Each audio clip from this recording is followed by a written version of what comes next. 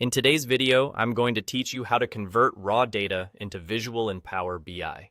By the end, you'll know exactly how to bring in your data, choose a visual, and display your information clearly on the report canvas without getting overwhelmed. We'll start by importing your data. If you already have a file ready, great. Bring that into Power BI so it's available for use. If you don't have anything prepared yet, no problem. Power BI includes sample data you can use to practice. This is a great way to get comfortable with the process before working with your own datasets. The goal here is simply to make sure some data is loaded into the report so the visuals have something to show. Next, open the Visualizations pane.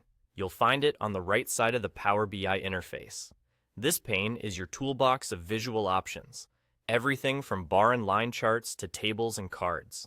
Think of it as the place where you pick how you want your story to look.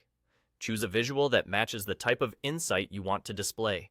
For example, charts are great for comparisons and trends, while tables are useful when you want to list details.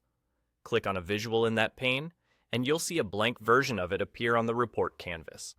The canvas is the big workspace in the middle where your report comes to life. At this stage, the visual is just a placeholder, a frame waiting for data. Because you already imported your raw data, it now appears in the Data pane, which sits next to the Visualizations pane on the right. You'll see your tables and fields listed there.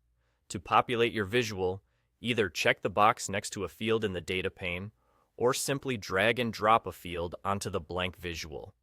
Power BI will automatically place it in the visual and try to map it to the most suitable spot. Numeric fields usually go to values, dates often drive axes, and text fields can become categories or legends. If something lands in the wrong place, just drag it to a different bucket in the visual's field wells. As you add fields, you'll see the chart or table update instantly. If you need more space, click and drag the edges of the visual on the canvas to resize it.